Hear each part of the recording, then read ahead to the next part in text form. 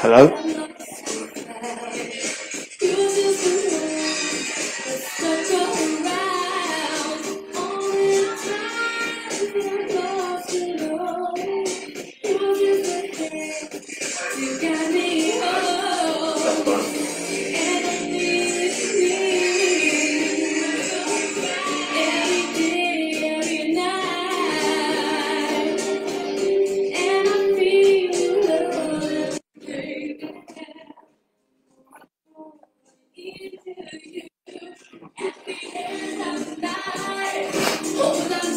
Can you see how many people are tuning in? Okay, cool. Remember, they can hear you.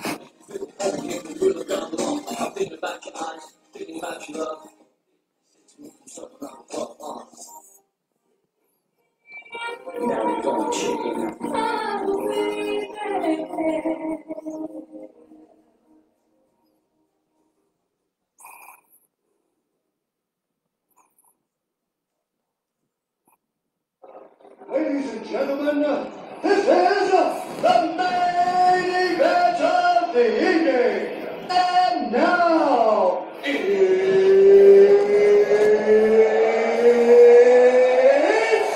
time!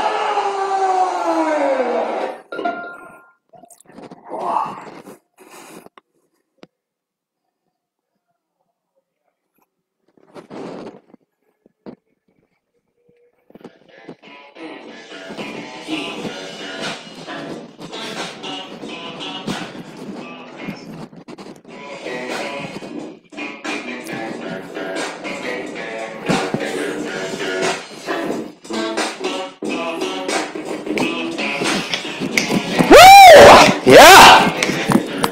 We're up in the house. That's it, that's it. Let's turn this off. Ooh. Turn this little speaker off. And then we're raring to go. Come on. This is all... it's It's all very new to me, doing this from the comfort of my little living room. Cheers to all of you tuning in. Cheers to all of you watching. Chin chin. Right. Here we go. I've been a type 1 diabetic for 32 years. I've had problems. I've met idiots who can't deal with it. But I've had many who've stood by me and picked me up when I've been close to falling over the edge. The world, it isn't against you. But you've got to be able to pick yourself up in times of need. Now, diabetes, just what is it? It sounds luxurious, doesn't it? Exotic, like a beautiful foreign name similar to Jon-sel. I could go on saying that diabetes is a beautiful word that one falls in love with.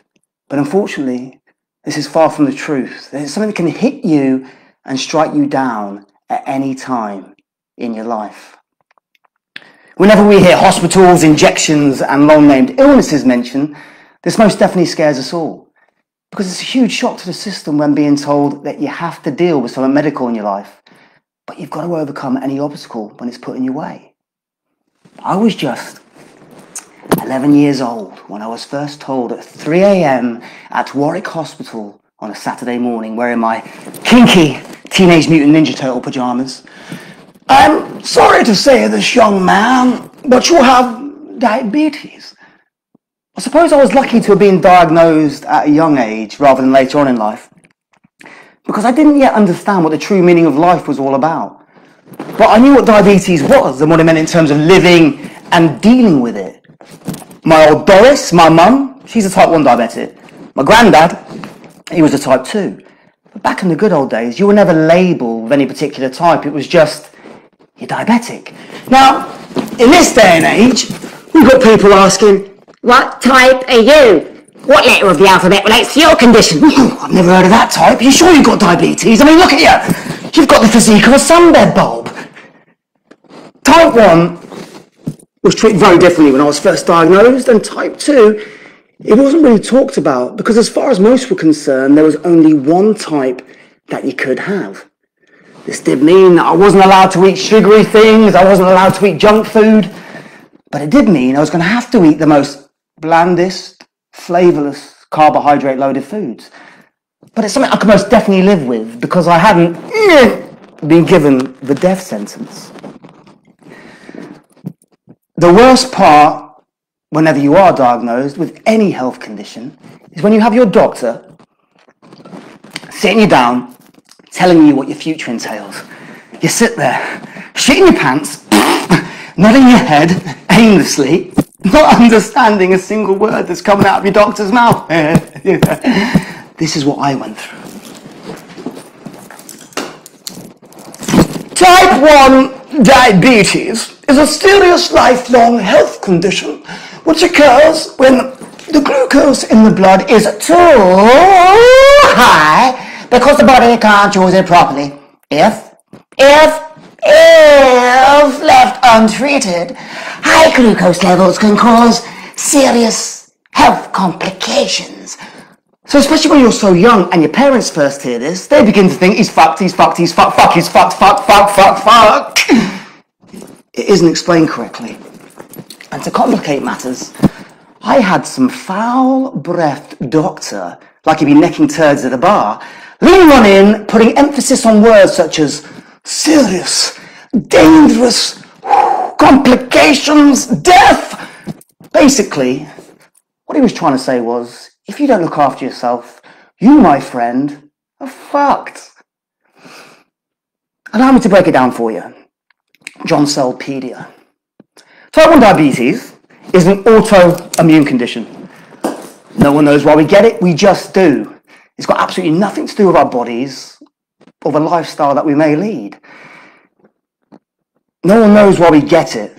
It just happens. We've got no insulin at all running through our bodies. Please, no insulin. And insulin is a hormone produced by the pancreas, and this plays an incredibly important part in how our bodies function. Now, type 2 is a totally different ballgame. And this is what a majority of people seem to think is the only form of type 1 diabetes that exists. It isn't. Type 2 can be brought on through bad diet, bad life choices.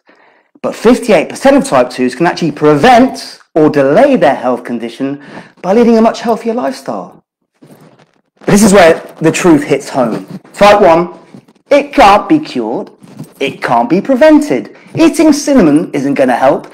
And no magic, no added sugar diet from Jamie Oliver is going to help make your pancreas work again. No, and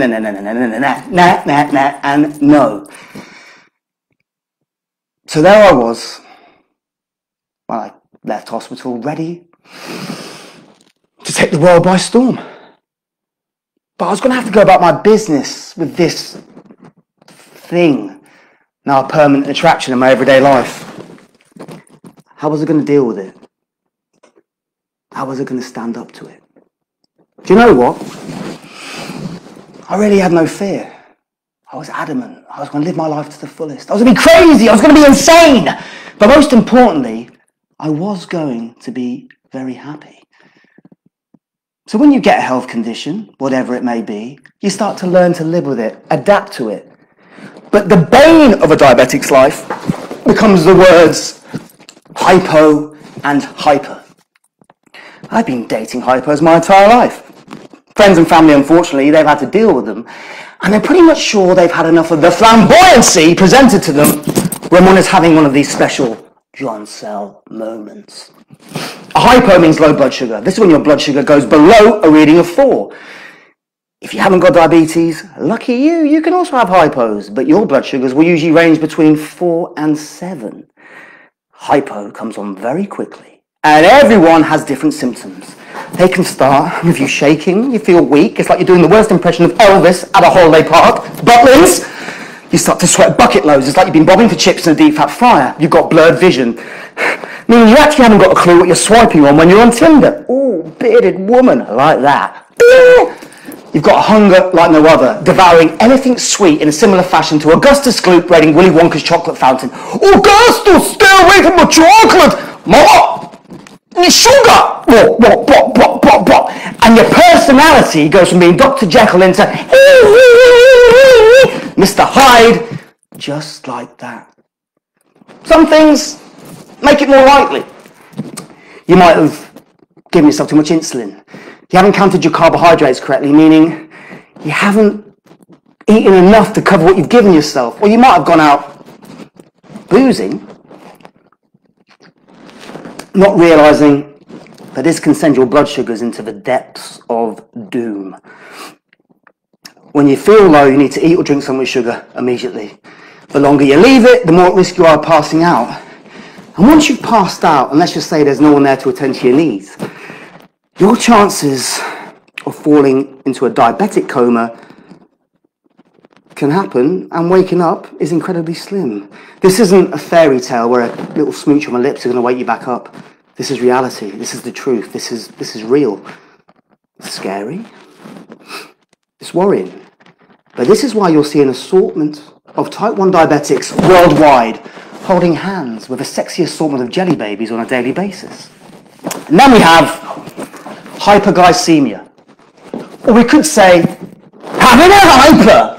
And it's something to do with being hyperactive, something that I am all the time. The hyperglycemic situation. I start to burp there, that's why the word struggles to come out. Is that all right, Director Jordan? Thank you, mate. So, a hypoglycemic attack, your blood sugars go very high. They start at 12 and they go right through the roof to 25, 26, 27. Rising, 31, 32. Oh shit, I'm in deep shit. The more you stress, the more problems you're going to bring to your high blood sugar, to your blood sugar levels.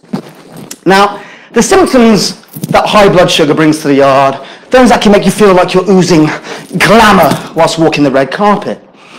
They can start with you having a thirst like no other. Feels like you're stranded in the Sahara Desert. You start to pee at irregular intervals, which can be a real pain in the arse, especially when you're having a one-night stand.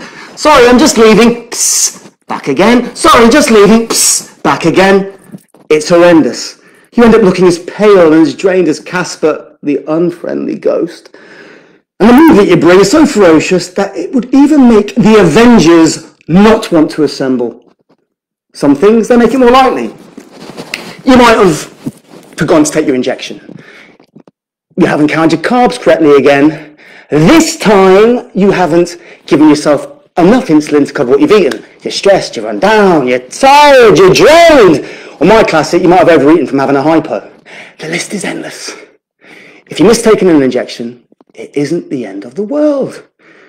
But if you keep missing them on a regular basis and you're not paying attention to where your blood sugars are at, this is where it can become so fatal. Problems will arise. Your body won't be able to function as best it can. And you can end up getting something which sounds like a limited edition kebab. Diabetic ketoacidosis, DKA. You have low blood sugar, you're in trouble. You have high blood sugar, you're in trouble. All I want is normal body blood sugar levels. Is that too much to ask? It's like going on a blind date. You haven't got a clue what you're going to get. The thing is, diabetes will always cheat on you. Never ever beat yourself up over having it. Allow it. But don't be stupid enough to ask it questions. Remember this. You can cheat on it whenever you feel like it.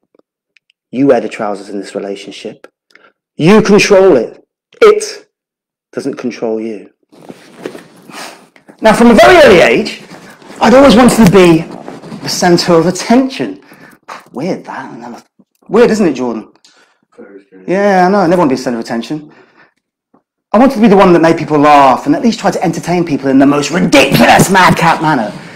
But just because I've been diagnosed with this health condition, it wasn't going to stop me in my tracks. In fact, it was going to make me more resilient and just give me knowledge to pass on to others that being different in whatever way it may seem isn't a problem at all. However, a few years passed before I began to step into the world of seeing just how negative people were about type 1. When you're 14, you can deal with your friends, people your own age having a little nibble. But when you get grown-ups speaking to you, sorry, I burped there. Speaking to you like you're riddled with plague, it makes you think, oh, bruv, you just say that. I was at McDonald's on a weekend ordering myself a little treat. I'll have a quarter pound of cheese, large fries, chocolate milkshake, donut, apple pie. Type 1 diabetics, they are allowed to eat sugar. It's allowed. So there I was, sat down, I injected myself. And there was this older woman fixated and just staring at me in the most disgusted manner. She then goes over to the manager and makes a complaint. Excuse me, there's a boy doing heroin. Huh? Heroin over there. Dirty. The manager, now obviously worried, there's a 14-year-old heroin user in McDonald's. Comes up to me, says there's a complaint being made. There I am. It's cool as a cucumber. 14-year-old Jon-sel. So cool. I explain the situation to him fully. I tell him what I have to live with, what I have to go through. He seems embarrassed. I'm a type 1 diabetic. I've got to do this.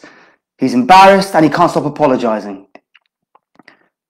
I then decide that I'm going to go up to this woman and I'm going to educate her and give her a lesson in what type 1 diabetes is all about. Excuse me, I'm a type 1 diabetic. I'm not a heroin addict. I've got to inject myself 4 to 5 times a day. I've got to test my blood sugar. I've got to prick my finger with a needle. Blood will appear. I'm not going to hide away from people doing this, but I've got no choice. I've got to do it. But do you know what will happen if I don't do any of this? I'll die. The woman's face. The look was priceless. She didn't know what to say. She was lost for words. I walked away with a huge smile on my face because I was able to raise awareness in such a positive fashion. This judgmental woman, I was hoping, would never judge a book by its front cover ever again. Now, I'd always been on point with my diabetes when I was active doing sport, and in particular doing what I loved, playing football. It was a case of all clubs in the United Kingdom being on top of their game whenever an illness or a health condition was involved. majority of clubs, they were always on my side. And Gary Mabbott, who played for Tottenham Hotspur, was a huge influence on me progressing in the game ever since I was diagnosed at such a young age. I had brief love affairs with clubs ranging from Brighton and Hove Albion, Gillingham, Birmingham City, and not once did anyone ever have a problem with me and the old mucker, diabetes. The players, they were always intrigued. The coaches, they were understanding. The Mabbott Meister, he set this benchmark, and this is why there was hardly any ignorance shown towards Type 1 within the British game. My chance came to strike up a pro deal, and that chance was going to be in Turkey. I was young, I was incredibly naive, and I just felt the whole world would understand the ins and outs of what Type 1 was all about, because that's just what I was used to. Luckily, I'd been called up by a club in Izmir called Altay to go and have a trial game for them. And prior to this, not that I like to name drop, I was with the European giants Galatasaray. Yeah, Galatasaray! Treading the boards with Turkish internationals such as Emre Belözoğlu. Oh, genius player, the best player that I'd ever played with. Phenomenal. I was on a flight from Istanbul to Izmir. Now, I'm really not a fan of flying. So the moment I sat on this budget Honour Air flight, I started to look out the windows, checking to see if the wings had been taped together. The moment we took off, I couldn't sit still, I couldn't relax, and I was just fidgeting around thinking of the most complex situations taking place. Boom! I was now looking out for anyone with a beard, because in my mind, anyone with a big bushy beard was a prime candidate for taking a plane hostage. I look opposite me, and there's this fat man, reminiscent of a Bond villain, with this big bushy beard, twisting and dialing something in his hand underneath a blanket. Oh, it's not suspicious at all. I now feel really on edge. I feel nervous. It looks like he's loading up a fucking Uzi. I just bought some peanuts from the air stewardess. As I'm munching away, I stupidly begin to think, it's poisoned my nuts. My nuts are poisoned. Hijack. Oh my God, I'm not going to be a pro footballer. It's poisoned my nuts. It's poisoned my nuts. It's poisoned my fucking nuts. What was I thinking? I looked back at him, licking my lips, in a state of panic. What am I doing? I then stared deep into his eyes, and I can assure you it's not in a romantic fashion. He now looks really nervous, on edge. He then goes into his bag and pulls out this gigantic thing, and it's not an Ann Summers toy. The truth begins to appear. It was just another attention-seeking type 1 diabetic. I gave him the thumbs up. I then produced my advanced disposable insulin pen, and this poor guy is drawing up his insulin with some old-fashioned syringe. It looked like it belonged in Florence Nightingale's era. He was embarrassed. He was ashamed. It just seemed like he didn't want any opinions from anybody else judging him for having type 1. It made me realise just how lucky I was growing up with diabetes in the UK.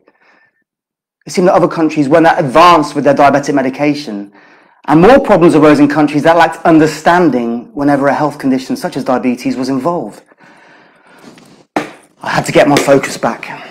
I had far more important things to worry about now. A trial game that was going to make me or break me. Now, I always ate well before a game, so I made sure I had enough long-lasting carbohydrates to make me last the entire 90 minutes, if not longer. I arrived at the mighty Ataturk Stadium. I walk through the stadium doors. I can see the first team, the reserves, and the youth team. I'm taken to the changing room. I walk in wearing one hell of a slinky shell suit. I'm walking around giving it the Conor McGregor $1 billion strut. Woo! I've got my rude boy headphones on. LL Cool J's blasting out. Don't call it a comeback. I've been here for years, rocking my peers, putting suckers in fear, making my tears rain down like a monsoon. Listen to the bass go boom, explosion, overpowering. Biddy bye, go. Biddy bye, go. Yeah! The players all look at me. And I get the idea that they're thinking, who the fuck is this guy? I head on over to the corner of the changing room. Blood sugar's tested, the correct amount of sugar's taken, but I do this all in private, so I just didn't want anybody to know about my type 1. After what I just witnessed on the plane, I felt that anybody with a health condition, especially type 1 diabetes, would be treated differently from the way they were in the United Kingdom. I head out onto the pitch. I'm raring to go. I can see the coaches in the dugout, all looking like mafia henchmen. They're giving absolutely nothing away. They've got clipboards in their hands. Some of them are chain smoking, looking like Dot Cotton on shift in the laundrette. Some have got toothpicks in their mouth, and they're just flicking out food onto the turf. They're hardly the example of what great health is all about in professional sport. I'm nervous. The game begins. Garbage! Abi! Get! Abi! No one's giving me the ball. And this is how it usually goes in trial games. The players, they saw me as a threat. They thought I was going to take away their chances of securing a new contract or even a place in the starting 11.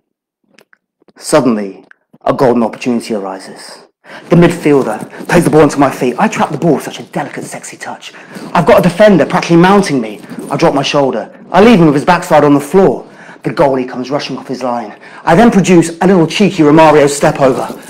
I can see the goalie. I then produce the most sexiest chip you've ever seen. The ball goes over his head. You could hear the ball swooshing down into the back of the net. Goal!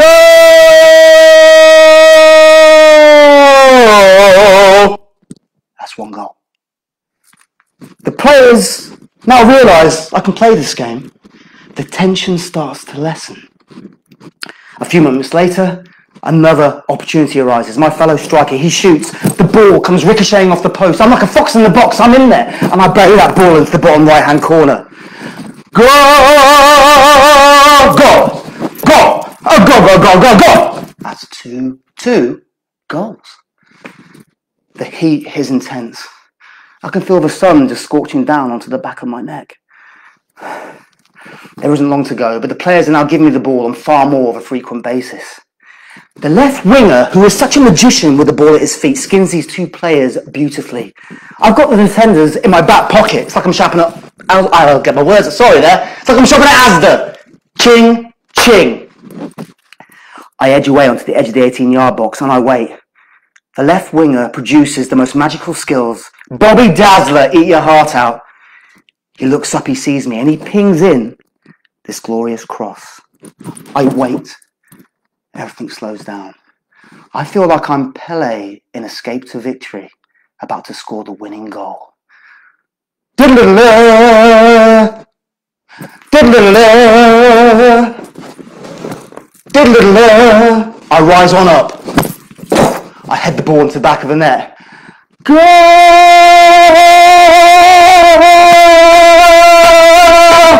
That's a hat-trick! I head on over to the corner flag. I break out the traditional Roger Miller celebration. This was a magic moment that had never happened to me in England. Ever. I scored a goal with my head. I scored a hat-trick. It just seemed like I had the Midas touch, where everything I touched turned to gold. The game ended. I felt immense. The players all gathered around me. They were congratulating me. They were begging me not to sign for Galatasaray. I needed sugar. I was in need of an urgent sugar boost, Lucozade.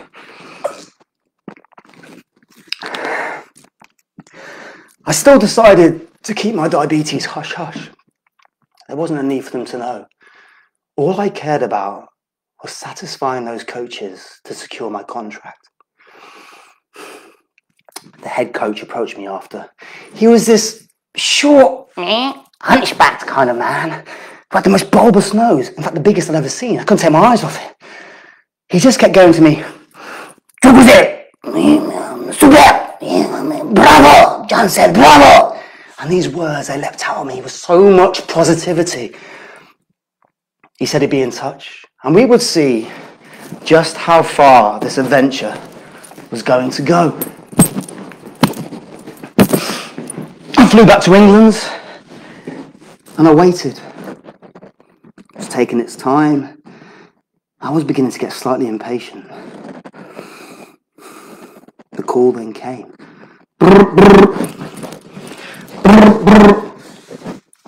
Hello? Merhaba hoca. Tamam. Sağ ol. Sağ ol. Antrenman Augustus. Tamam. Tabii. İyi günler. İyi günler.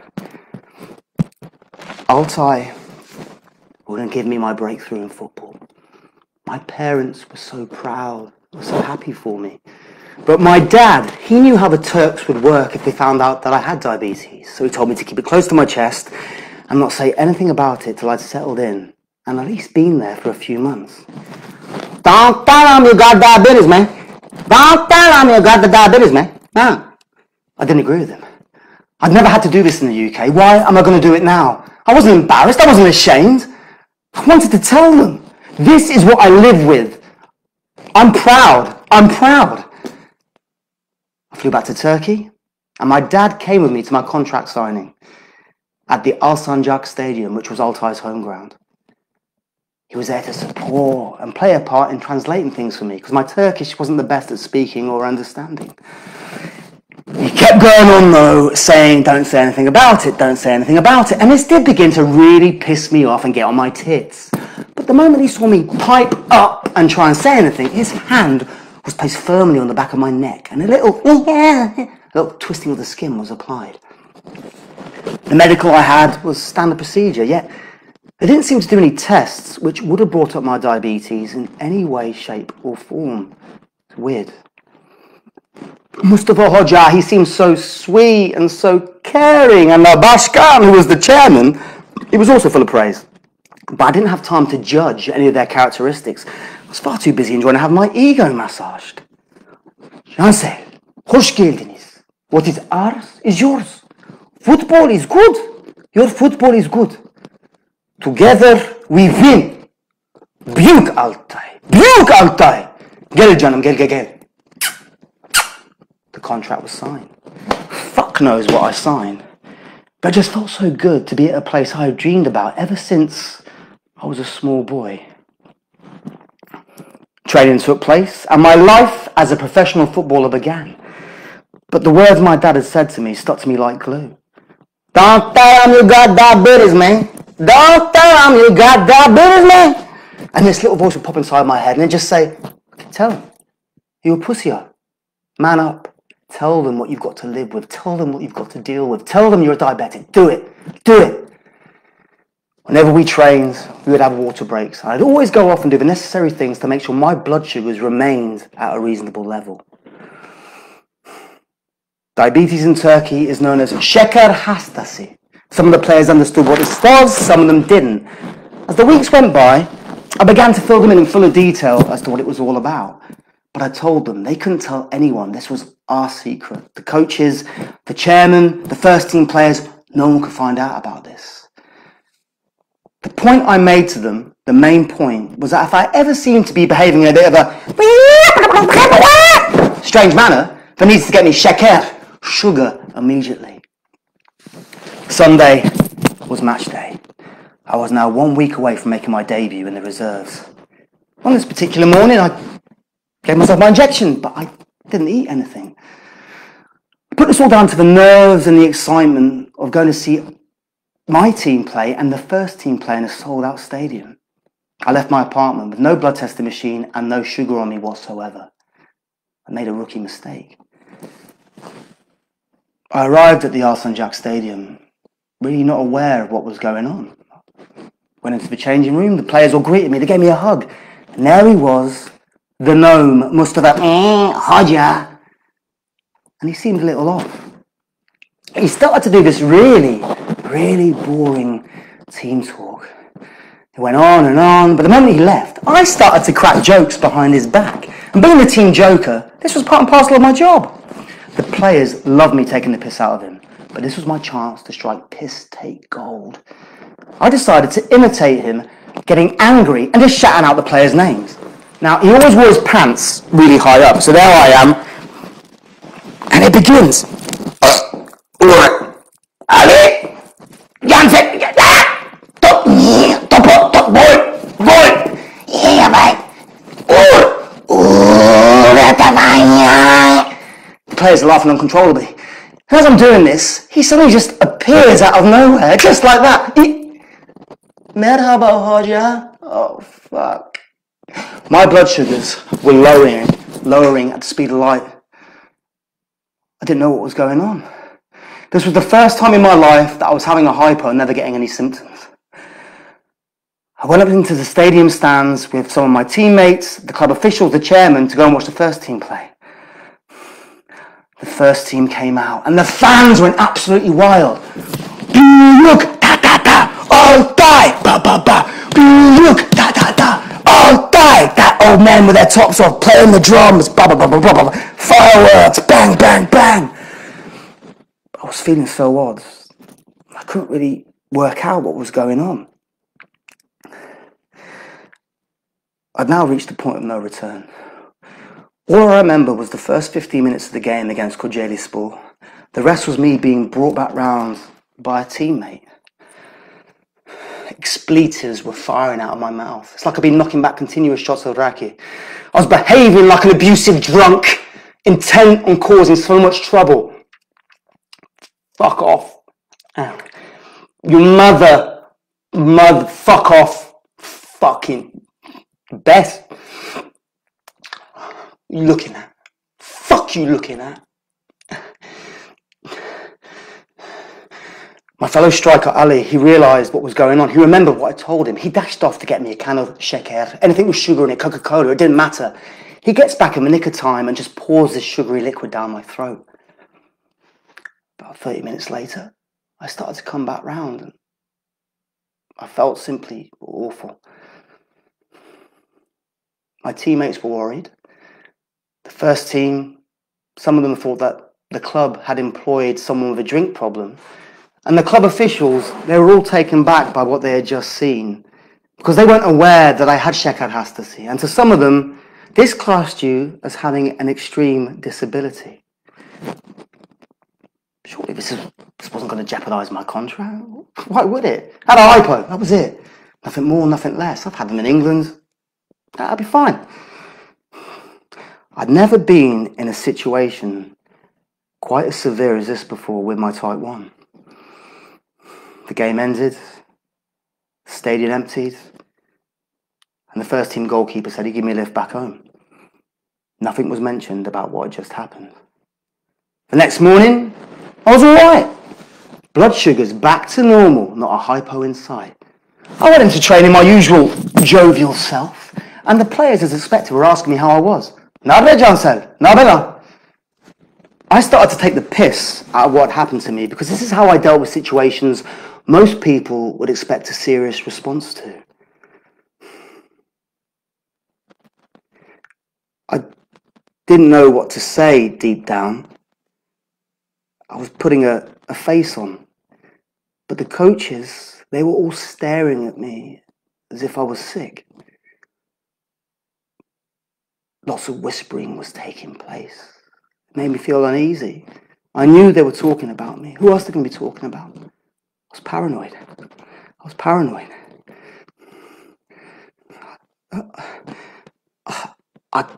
No one could look at me in the face. I felt alone. And no matter what, I tried to keep my head up high. I didn't want people to think that I was struggling within. I'm a fighter. No one can see this side of me. The moment the hypo happened, I rang my dad to let him know what was going on. Like all concerned parents, he reassured me that everything was going to be okay. His positive words, they were duly noted. But one line he said to me held a very close place to my heart. He said, Jon-sel, don't ever waste your time entertaining minds with no room for growth. I went to join my teammates on the training field. And as always, there was Mustafa Hoca bullying me. He insisted on picking on me. The game that I loved, with all my heart, I was starting to hate. I didn't love it anymore. It wasn't beautiful. Mustafa Hoca's temper tantrums, they were like no other, throwing his toys out the pram all the time, and he wasn't just making my life hell, but also the rest of the team's. Well, I could sense Judgment Day was coming, and my date with destiny came. I was summoned into the chairman's office, the chairman's wife, the toilet cleaner, the kit man, Mustafa Hoca, the man selling magic carpets outside the front of a stadium. They were all in there. The whole world and his wife were there to see judgment pass my way. I was called into the office. was told to sit down. And these pessimistic words started firing out of the chairman's mouth. Sen hastasın Jon-sel. Futbol yok. Hayır. Şeker hastası çok kötü. Çok kötü. Football not good. Football not good. Health bad. Just, I was being told I was sick and I was ill and that having diabetes was a bad thing. My response in pure rage was like no other. I'm a diabetic. I can play the game better than those that aren't diabetic. Don't do this to me. Don't be stupid. Don't do this to me. Don't be thick. I was so proud because I was able to stand up for myself for the first time since I'd arrived at the club. I could now tell them what I have to deal with, what I have to live with on a daily basis for the rest of my life. Mustafa Hoxha, he wasn't listening. He was just picking his nose at the side of the desk. It was going in one ear and just firing out the other. The chairman then said to me in no uncertain terms that those with diabetes can't play sport because it affects their health. The hypo that they witnessed gave them good reason to say, Şeker hastası. You can't play sport to that of a high standard. I was sacked. My contract was terminated. And I was told that I was no longer a player of Altay Football Club. I left the stadium holding it all together. My head was held high. I didn't want them to see that they'd broken me. I collected my things from my locker, obviously, but I didn't have time to say goodbye to any of my teammates. I was just thrown out. I got on a bus, headed back to my apartment. And when I got home, I sat in darkness, the edge of my bed. I just burst into tears.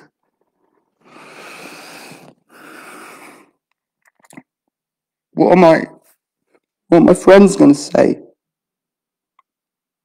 What are people going to say about me? I'm sick. I'm ill. I didn't mean for this to happen. I'm a failure. And I've messed up. I'm a failure. And I've messed up. It's all my own fault. I've brought this on all myself.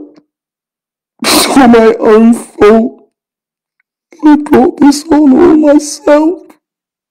I'm sorry. I'm sorry. A few days passed, and I had enough of wallowing in self-pity. I woke up one morning, I went into my bathroom, I looked in the mirror, and I said to myself, you're a jet flying, limousine riding, Rolex wearing, kiss stealing, insulin injecting, wheeling dealing son of a gun. Woo!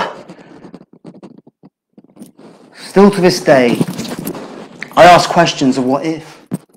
Time waits for no man. Life goes on. Never let bullies win, ever. Life's beautiful. Do you think that's going to stop me? I'm going to pick a career which is going to be so easy, just a normal one. I decided I wanted to be a pop star. So I did. I joined a boy-girl band called Word on the Street. The pressure was back on, but this time I was going to tell everybody I was a type 1 diabetic.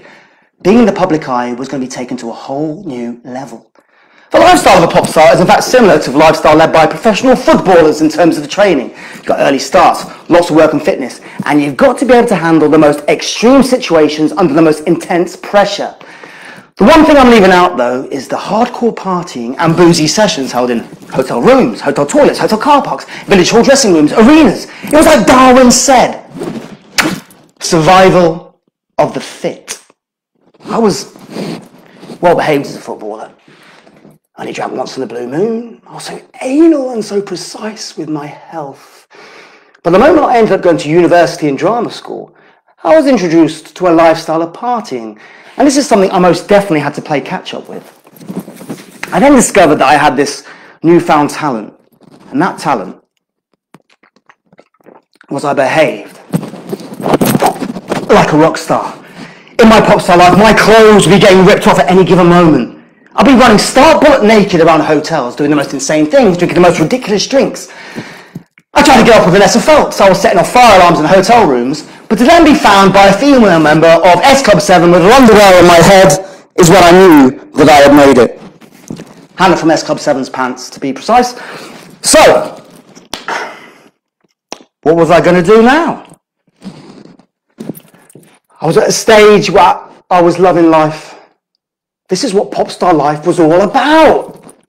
I was in pure heaven. I was having so much fun. I was forgetting about my troubles from the past. But I was forgetting one important thing. At times, I was beginning to forget that I had a health condition, that I had type 1. The only good thing to come out of my stupid way of thinking at this time was that I never ever forgot to take my life-saving medication. I could have been hanging out of my arse, but I always remembered the most important part, that no matter what, I needed to give myself my fuel, which was my insulin. We were rehearsing all the time. We were gigging all over the UK. We made TV appearances, did radio interviews, photo shoots. It was non-stop. If I'm being brutally honest, I was burning the candle at both ends. I just felt I had this party animal reputation to maintain. I was living in a world where being off your nut was allowed as it was expected from you. And the press, they lapped this kind of behaviour up.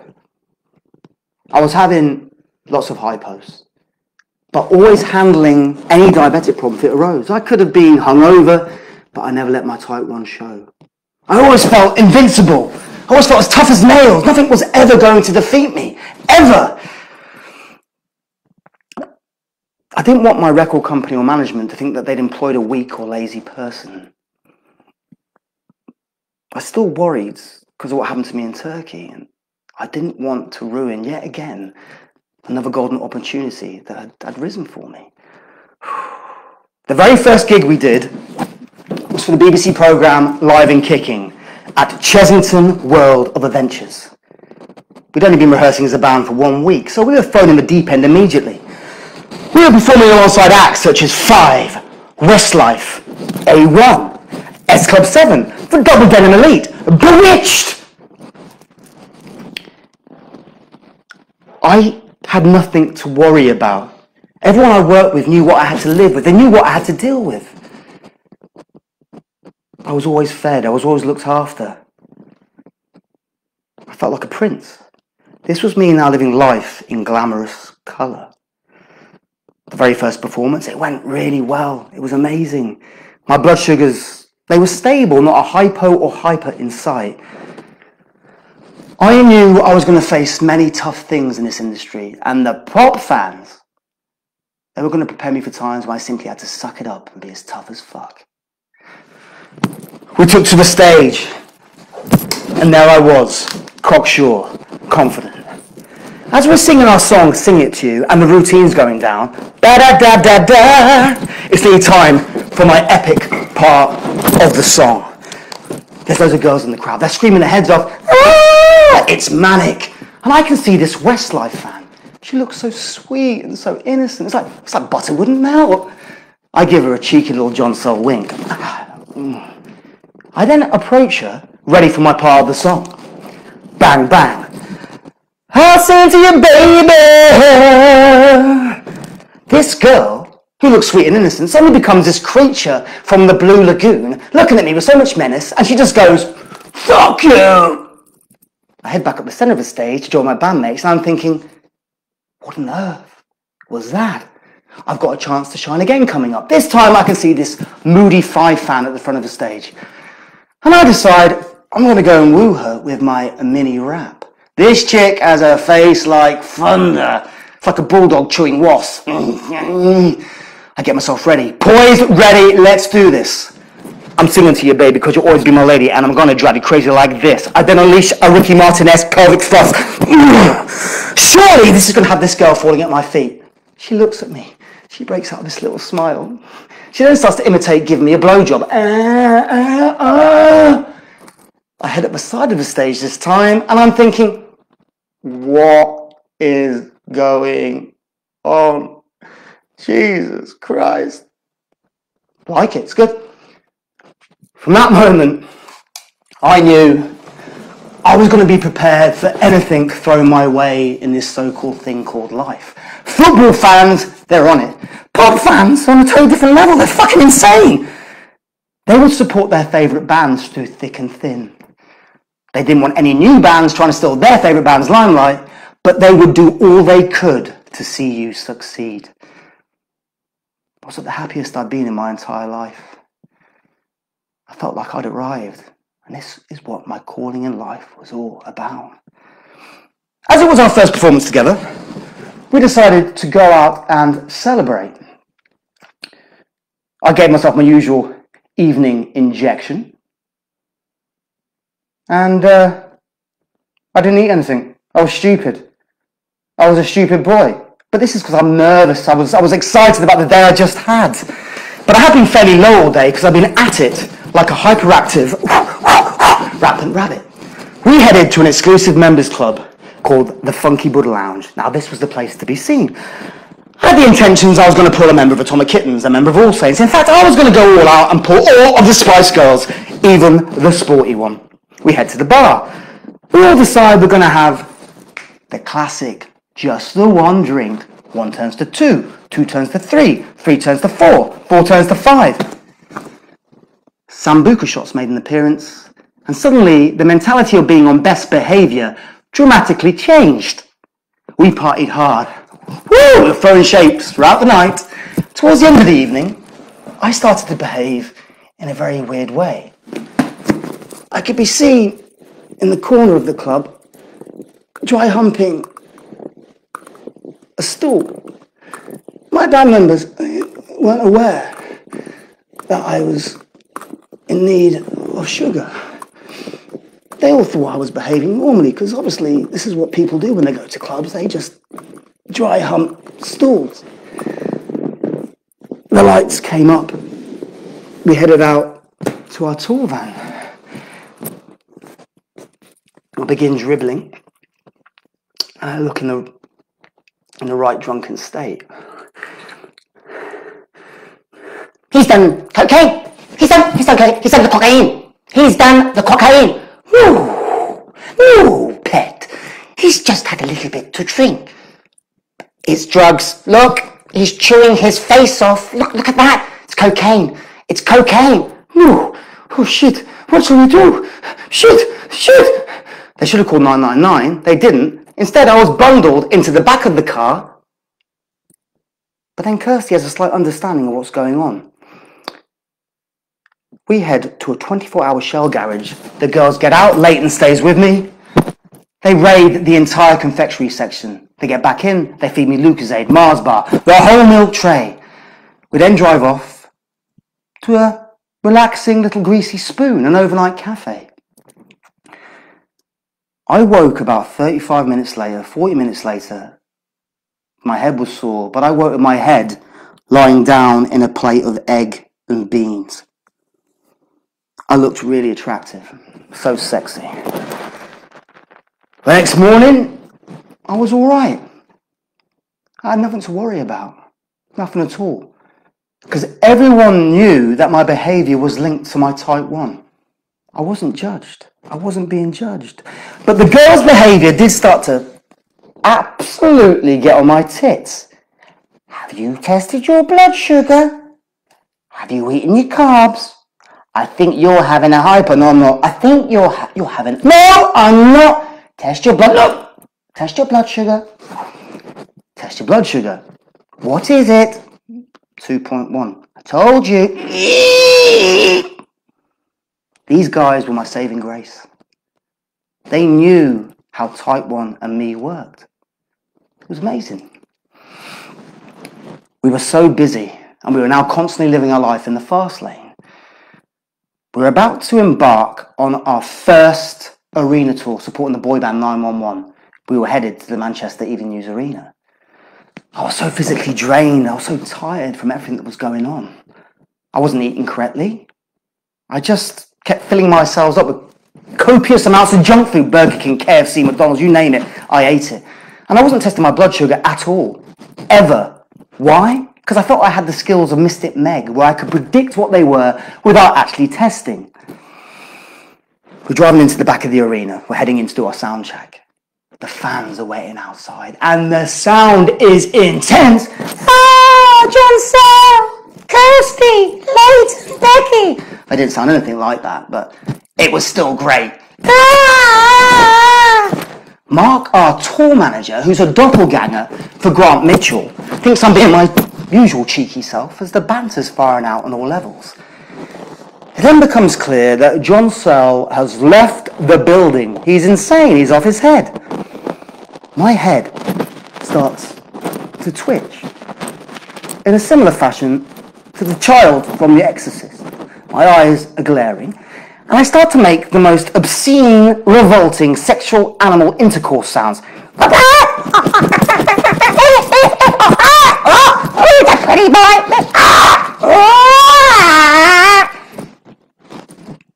Jon-sel, what the fuck are you doing, prick? Show me the money, motherfucker! Jon-sel, stop fucking around. Stop fucking around. Come on, rein it in. I said, show me the money, baby! Mark then realises something's going on. He realises he's going to have to be the one that saves the day. He parks the van up around the side of the arena. He doesn't want the fans to see. All he wants to do is get out and go get me my recovery juice. When you're having a hypo as severe as this, waiting for sugar is the worst possible thing. I should have stocked up on glucose tablets, because it was times like this when I needed sugar by my side. The fans then notice it's our tour van parked up. They all come charging towards it. My band members suddenly show great signs of intelligence. They throw a towel over my head to disguise the fact that I'm having a hypo. I look like E.T. and I'm wired. Mark gets back in. Donut, milkshake, pass my way. With a little assistance from others, I'm force-fed these sugary goods to help bring me back into the land of the living. I came back round. I was all right. But I don't really remember too much of what had happened. It felt like I was trapped in a dream. I couldn't work out what was going on. Am I here? Am I there? Where am I? It's like a haze, a drunken haze. I was told by the girls, obviously, how I behaved, and they told me exactly what I did. We all laughed. I don't like for my hypos to be taken seriously. Send them up. Send them up. It's how I conquer it. It's how I beat it. But I certainly didn't remember saying the words, show me the money. But I was very impressed with this because it's from one of my favourite films, Jerry Maguire.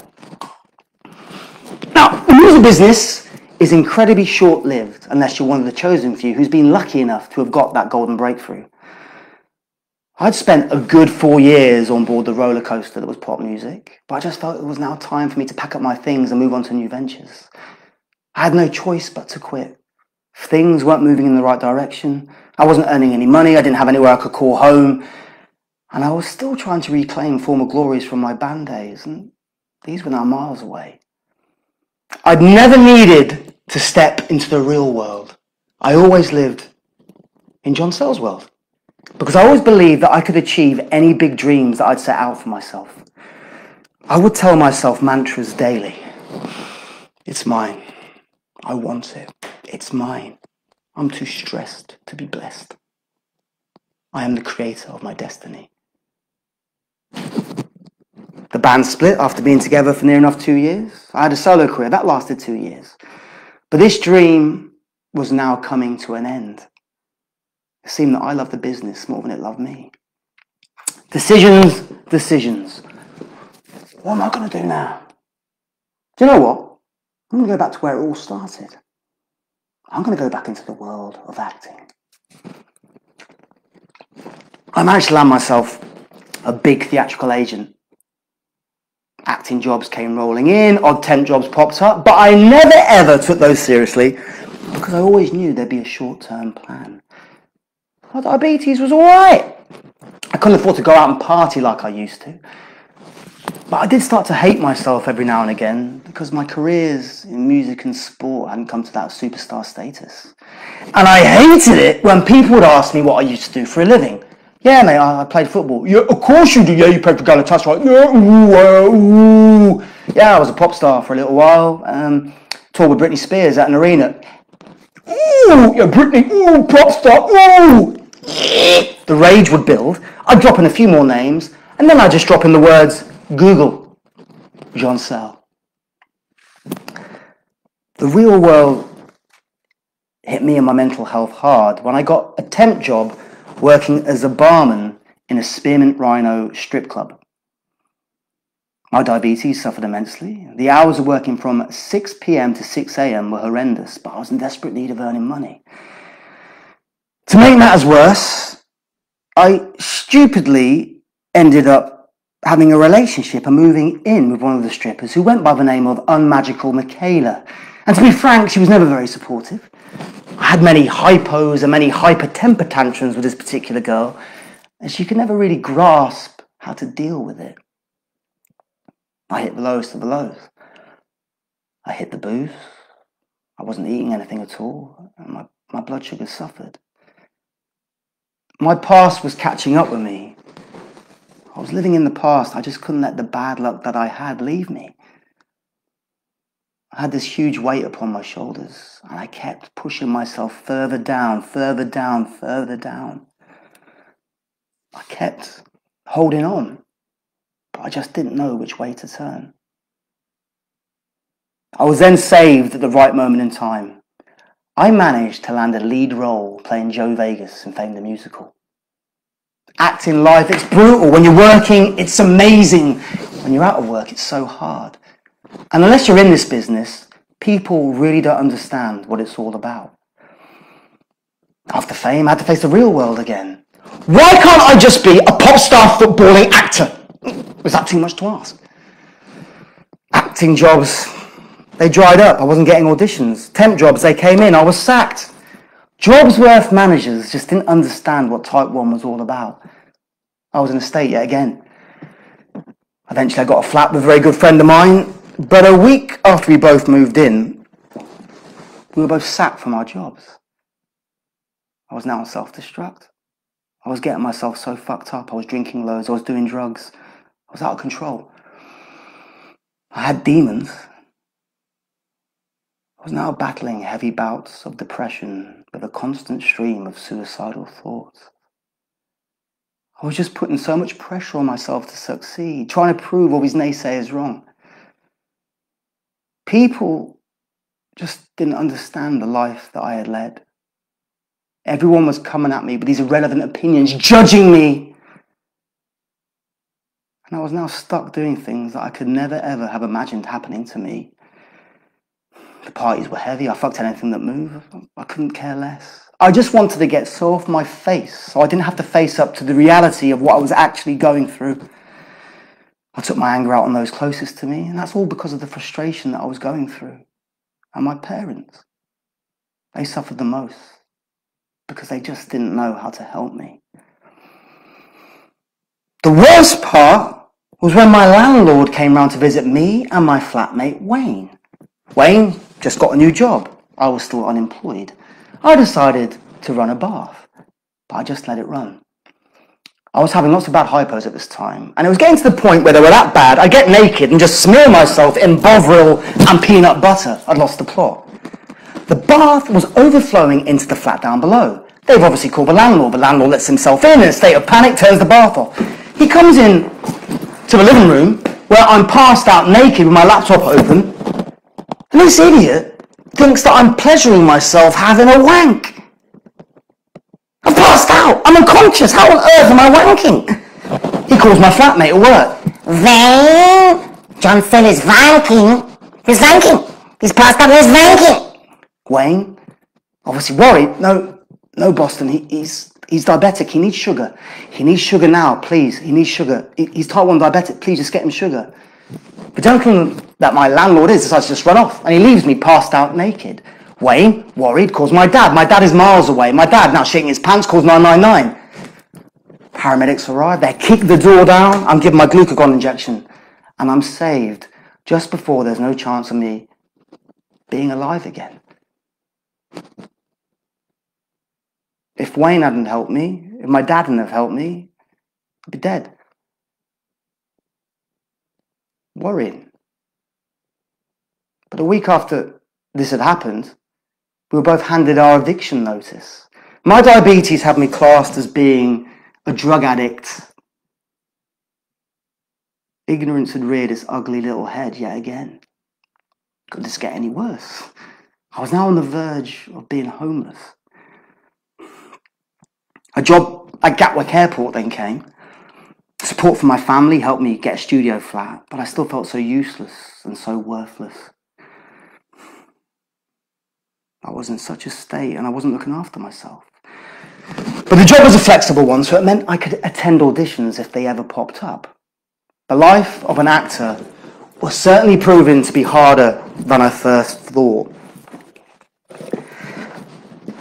My favourite part, Gatwick.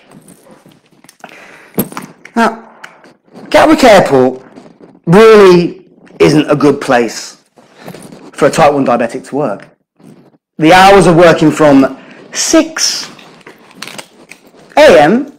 to 9 p.m. aren't good for somebody that needs to eat on a regular basis. Find the time to eat important snacks, or take the time to recover if a hypo or a hyper hits. I had fainted several times on the shop floor in World Duty Free.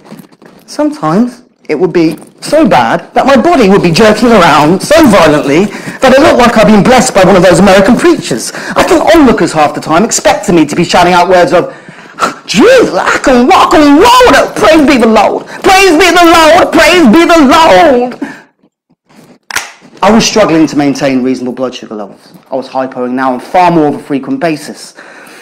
The managers of this dark satanic mill didn't want to take the time to learn or understand what type 1 diabetes was all about. They chose to remain ignorant and to not gain an understanding which could have helped a type 1 in their time of need. This was it. The Darth Vader shop manager had these little minions, and they all wanted law and order on their shop floor. And this is how it usually went down. He's coming!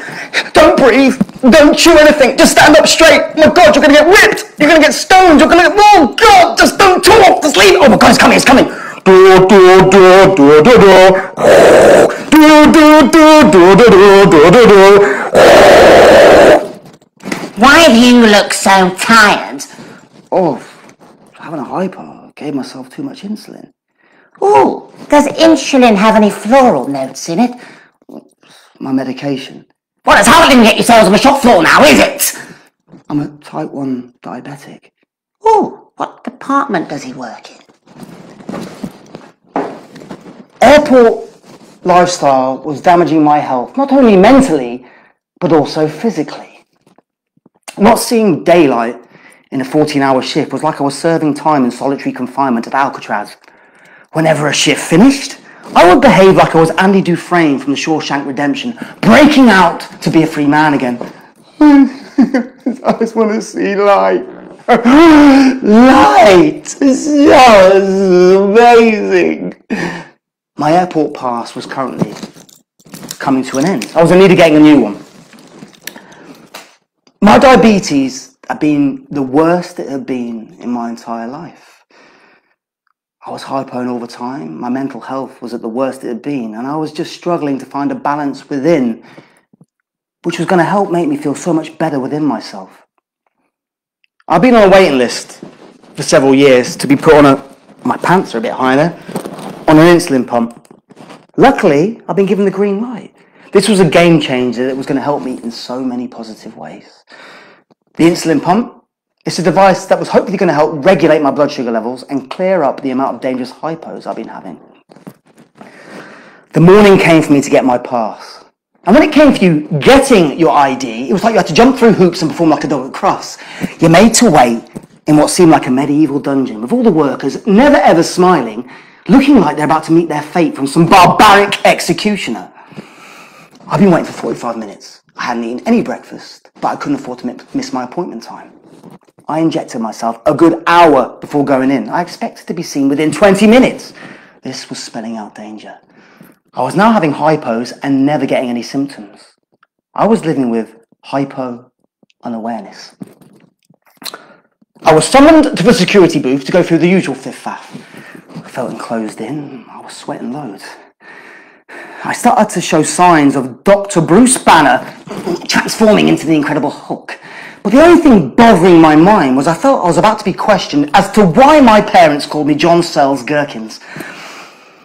The lady doing the whole paperwork process basically fucked everything up, meaning I couldn't get my new pass on the day. She said, "Ooh, these forms haven't been filled in correctly," when obviously they had, as prior to this, they'd been checked by senior Gatwick staff members. She then goes on this crazy power trip, ripping up my ID, meaning I can't work until the new one comes through. The old pass still had 2 weeks left to run on it. I had no job, I had no work, I had bills to pay, my rent. What the fuck am I going to do? What the fuck am I going to do? My hypo then kicked into full swing. Deep down, I knew something wasn't right. All I knew was that I needed sugar immediately to stop me from passing out.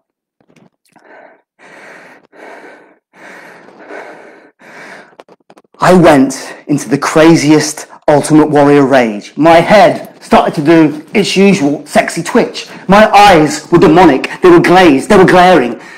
I picked up my bag. I left. I was now in a no-holds-barred, abusive hypo mode. I tested my blood sugar. My blood sugar was 1.6. Now that's dangerously low. I wanted to go on social media now to vent my fury and take my anger out on this slow-witted, hole-punching wankstain. I should have gone to get Lucozade. But instead, I stayed outside the security department just blasting out rude words. Ginger, pubes! It's like I had hypo-Tourette's. Pubes, ginger, pubes. Twat, fuck, twat, fuck, twat, fuck, twat, fuck, fuck. The phone was pulled out. I went to the site of how to ruin your life in an instant. Facebook. The status update then began. This hypo I was having was making me a prime candidate for being ASBO of the year. The update went along the lines of, and this is no word of a lie, this is exactly what was put. I've just been through the most awful experience with security at Gatwick Airport. Some of them looked like they'd stolen uniforms from an NHS lost property basket. One gentleman, who's been incredibly rude to me, had a gigantic chin, and it reminded me of a jester's shoe. The woman, who's made me unemployed, is Ginger, and she's obviously no strange to the tuck shop. What I suggest these cockwombles do is they go onto the runway, they pull their trousers down, they bend over, and they get royally fucked up the arse by a Boeing 747. At the time, I thought nothing of the update I just posted. When you're hypo, you can be so angry, you can say things you don't mean. And at times, you can seem like a person that's not in control, like a person that's possessed by the devil. I was on the verge of passing out, but I somehow managed to drag myself wearily into Boots to get a bottle of Lucozade. I sat myself down. I just wanted to revive myself. I took deep breaths. All I wanted was to feel normal again. The next morning, my phone was ringing, and I thought, it must be my theatrical agent with an audition to save me. I answered the call, and it's my temp agency boss, Jobsworth Jeanette. Jon-sel, what have you been putting on the Facebook? There has been a complaint made. It has gone to the very top. It has gone to the very top. Oh, fuck. And then suddenly hit me. Shit, my raging hypo comment. I went to Facebook. I tried to delete it. It had over 50 likes. It seemed that some voyeur on my Facebook page had forwarded my update to one of the heads of security. I explained I had a hypo, I was low, and you can behave in an abrupt manner, not really too sure what's going on. I even said I had the proof on my blood testing machine to prove that I was that low. Jobsworth Jeanette didn't care. My diabetes and my hypo just weren't registering. They just wanted to know why I'd been so rude. The treatment that I got from everyone was a shock to the system. Many people saw it as being just deserved, but they weren't aware of the health condition that was relating to my behaviour. I had no help. I had no support from anyone. But what I had done was seen as an instant dismissal. Now, the head of security was this vile creature called Silip Bang Larry. And he was a huge gimp who gained lots of satisfaction from firing people over any misdemeanor. He was a suited bully, and he thrived on this so-called power that he had. I was relieved from my duties at the airport at the worst possible time. I was about to be put on a diabetic pump. My mum, she'd just been diagnosed with lung cancer. I was going to have to leave the area I was currently residing in. This was getting worse. I had no money. Again, I was on the verge of being homeless. Again, moving house. Again. I sent an apologetic email explaining the situation fully. I begged, I pleaded for them not to sack me. I said I needed to be close to my mum. She needed my support. This pump was going to change my life for the better. I needed to stay in this area. Didn't care. He wasn't listening. He really didn't care. Diabetes, what is that? It's your fault, you've got it. It was that kind of attitude. And the temp agency were dealing with my employment. They were all on his side. Oh, he was so unprofessional. Oh, yes. We like him dressed as an M&M, but he still went against the rules. And oh, he swore. How rude. And is he even diabetic? And using diabetes as an excuse. That's how it came across. I wasn't going to win this battle. I really wasn't. Everyone was ganging up on me. They were determined to have me removed permanently. Silit Bang had said that I had disrespected the environment, that I'd gone against the rules, that I'd disrespected a place that held such high family values. Bollocks. I was sacked. I was told that I could no longer work at Gatwick Airport. Thank fuck for that. It was a huge sigh of relief. But my sacking felt similar to being, someone with epilepsy getting sacked because they held up a walkway which blocked a fire exit. Ignorance. Diabetes, hyper, I can't help that. High blood sugar, you get DK, you pass it, I can't help that. They don't listen. They don't understand. They don't want to understand. I wanted to take it further. I wanted to report this to the press. I don't want these people to win. Who do you think you are, bullying people that can't help a condition that they have?